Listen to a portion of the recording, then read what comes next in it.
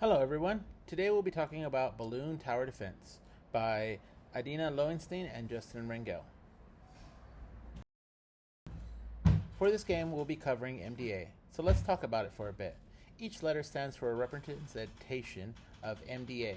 M is for mechanics, D is for dynamics, and finally letter A is for aesthetics.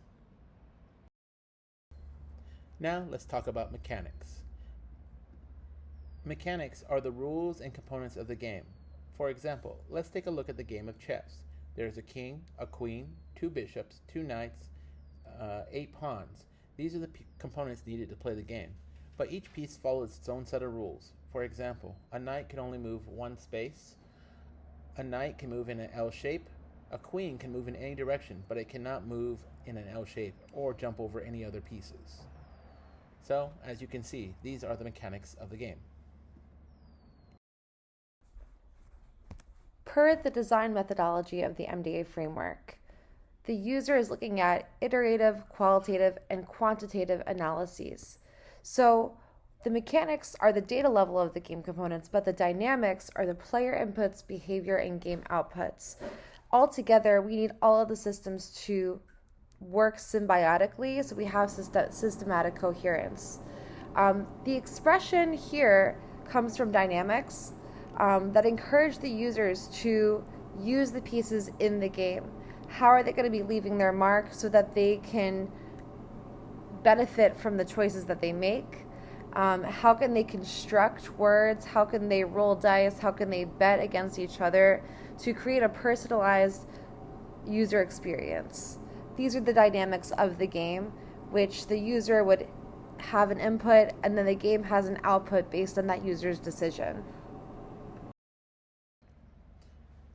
Now, let's talk about aesthetics. Aesthetics is what makes the game interesting or fun. When you play a game, you will feel many emotions throughout the game. This is caused by the mechanics and dynamics interacting together to create a genuine experience called aesthetics, which can range from many different kinds of emotions, as you can see in the list in front of you. Some games you will feel challenged, some games you will feel enjoyment or frustration, even romance, or even sadness, or even rivalry against another opponent or an opponent in the game. These are all aesthetics crafted from the mechanics and dynamics working together to form a general experience. Now, let's talk about Balloon Tower Defense and apply the MDA filter to it. When it comes to the rules of the game, there are a few rules. 1. Do not let the balloons get to the other side of the board. 2. You must pop the balloons by setting up towers. 3. Use your money to upgrade the towers and build more towers. 4. Try to last as long as you can before the time runs out, since this is an endless game. As for the components, you are able to use the dart tower, the tack tower, the ice tower, bomb tower, and the super monkey tower. Each piece has its own ability. For example, dart towers can throw darts, popping balloons one by one. Tack towers shoot tacks in all directions, but have a limited range. Ice towers don't pop balloons, but they do slow them down. Bomb towers are a bit slower, but they can blow up an area, taking out more than one balloon. And 5. The Super Monkey Tower darts can throw darts like a machine gun, so it's by far the fastest and best and the most expensive piece in the game. Here, the main dynamics in Balloon's tower defense are the money and the build towers, which the user has the opportunity to design in the game.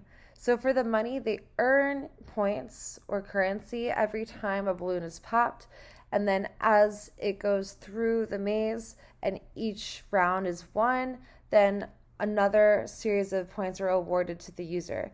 So once you have a sufficient amount of money, minimum $250, then you can buy a monkey.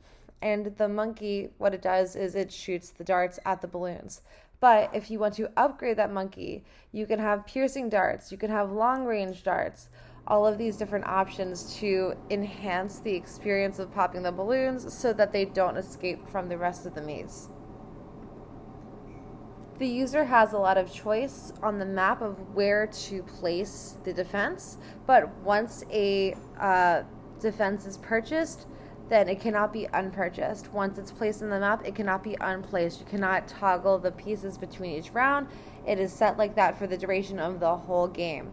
However, the user could decide to sell their defense, maybe to earn back some money and buy a higher cost defense item. Now let's talk about aesthetics. While playing the game, I felt many emotions, such as anxious, as I watched my money counter go up. I wasn't sure if I would have enough money to buy the upgrades needed to survive the next wave. I also rushed to put down a pink tack strategically. As you can probably tell, it's a little bit more to the left than the right. This is because I felt stress as I was watching so many balloons go by my monkey. I started to wonder, do I have enough to stop all these balloons?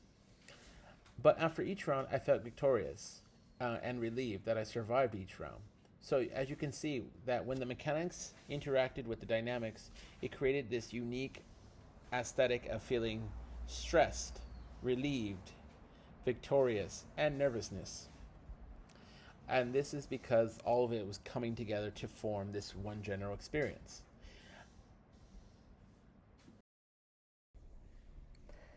The main feedback system in this town for Bloons Tower Defense is a lot to do with the time pressure for the player themselves. So there's time pressure to pop all of the balloons before they go through this tunnel.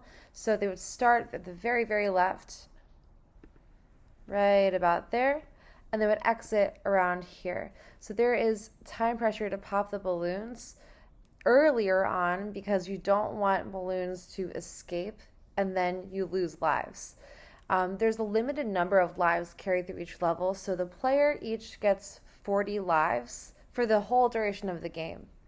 And it caps out at level 50, but you need to maintain at least one life at the very, very end to win the full game.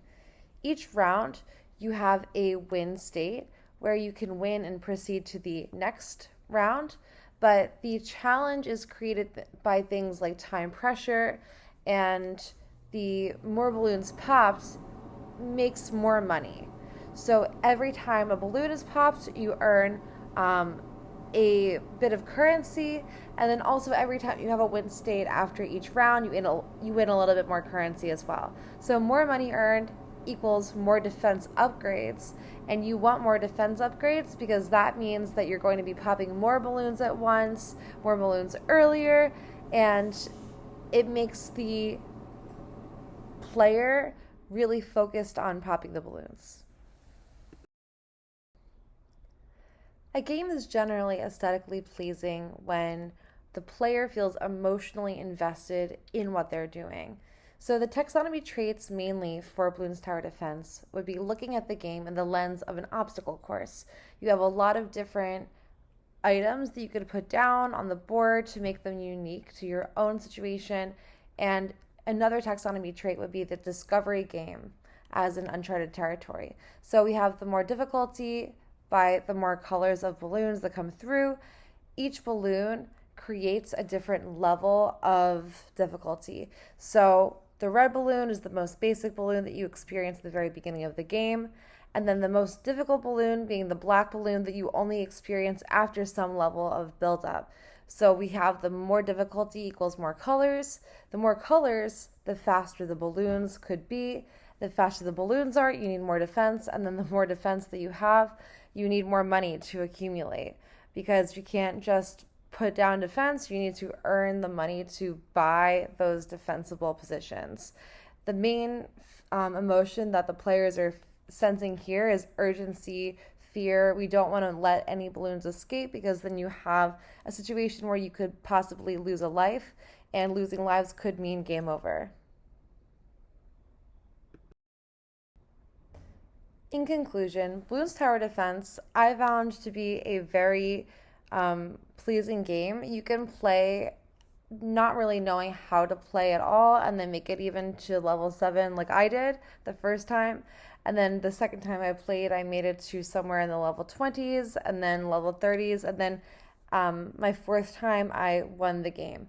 I think that after a while, it could be easier maybe to win, but there's still very unique builds you can do over and over, which keeps the interest in this game.